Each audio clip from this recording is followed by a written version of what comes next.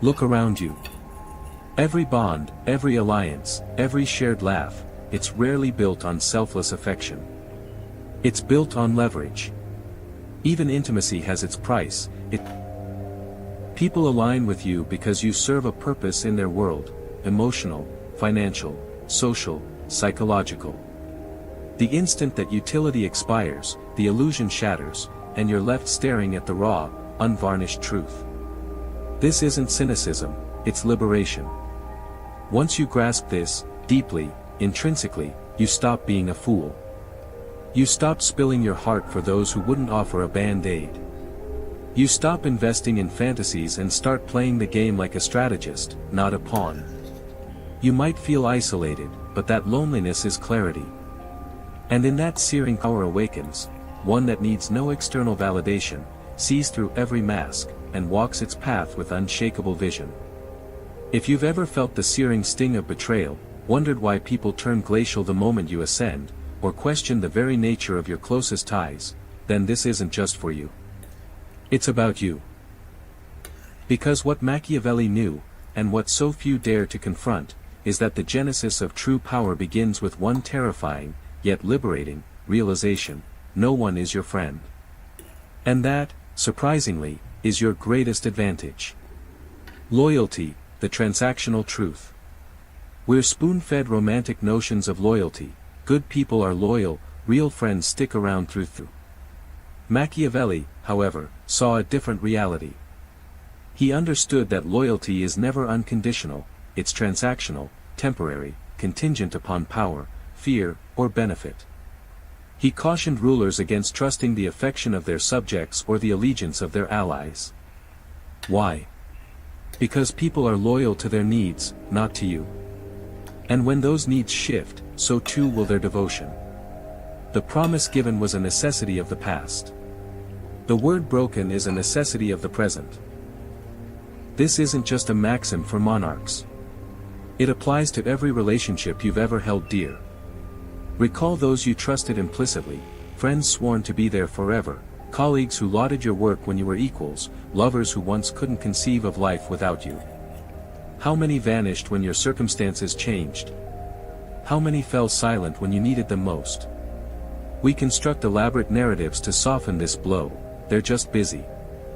They're going through something. They didn't mean to hurt me. But the truth rarely offers such gentle excuses. People gravitate towards what benefits them. And when your presence no longer fuels their ego, status, or security, they drift away. Machiavelli didn't despise humanity, he simply refused to sugarcoat its reality. He observed the court of Florence not as a bastion of honor, but as a masquerade where nobles showered each other with public praise while secretly plotting each other's downfall. And here's the unsettling part. The more powerful you become, the more smiles you attract, and the more hidden daggers. This dynamic hasn't changed in the modern world. Loyalty often wears the disguise of friendship. But look closer, does this person stand with you because they believe in your essence, or because they derive safety, status, or support from your approval? If your influence evaporated tomorrow, would their phone still ring? This isn't meant to embitter you. It's meant to awaken you. Once you recognize loyalty as a strategy, not an inherent virtue, you cease to be manipulated by it. You stop mistaking convenience for true character. And you begin to observe people with radically different eyes. You stop asking, why did they abandon me, and instead, you ask, why was I useful to them? This is the bedrock of Machiavellian self-defense, detached from the illusion that people are loyal to you. They are loyal to their perception of you, their needs, their aspirations, their self-interest. And when that illusion no longer serves them, your bond will, inevitably, dissolve. The path forward, strategic detachment. So, what action do you take? You cease trading your loyalty for validation. You stop sacrificing yourself for those who view you merely as an asset. You build alliances, not fragile attachments. You lead with value, not desperate dependence. Machiavelli understood that a wise individual moves through life like a grandmaster on a chessboard, not emotionally reactive, but relentlessly strategic. He doesn't hate the opposing pieces, he simply comprehends their function. And so should you. This doesn't demand the abandonment of love, friendship, or community. It's the removal of the blindfold, seeing people as they truly are, not as you desperately wish them to be. Because in a world teeming with manipulation, the rarest form of power isn't deception. It's clarity. Betrayal, human nature under pressure. Have you noticed how quickly allegiances shift in the crucible of crisis? A misspoken word, a misinterpreted post, a subtle dip in status, and suddenly, those who once lauded you are gone, silent, or chilling against you. This isn't necessarily betrayal. This is human nature under pressure. Machiavelli famously advised rulers to maintain power not through love, but through calculated fear. Why?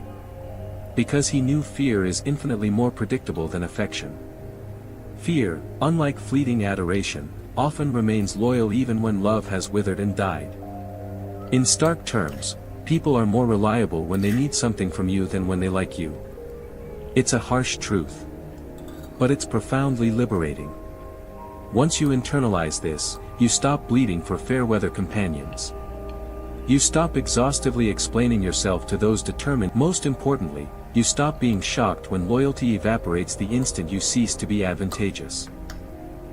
You begin to move like a tactician, kind, but never naive, open, but never blind, generous, but never exploitable.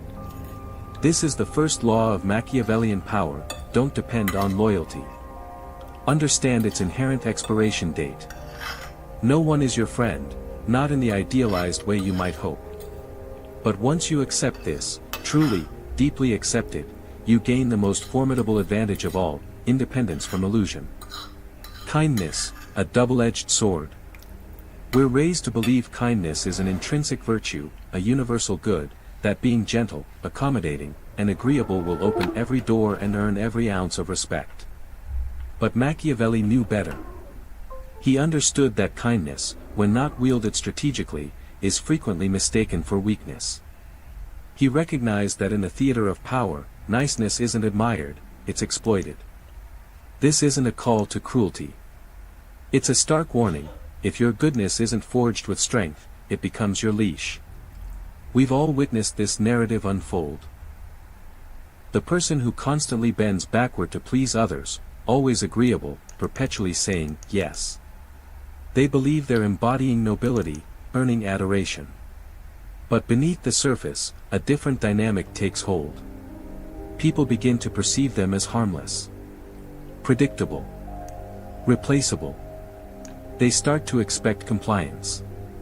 They relentlessly test boundaries. They scoff at silence. And the harder they try to please, the more invisible they become. Machiavelli would identify this as a fatal flaw, because it willingly surrenders your power to those who care. When you lead with niceness, hoping it will protect you,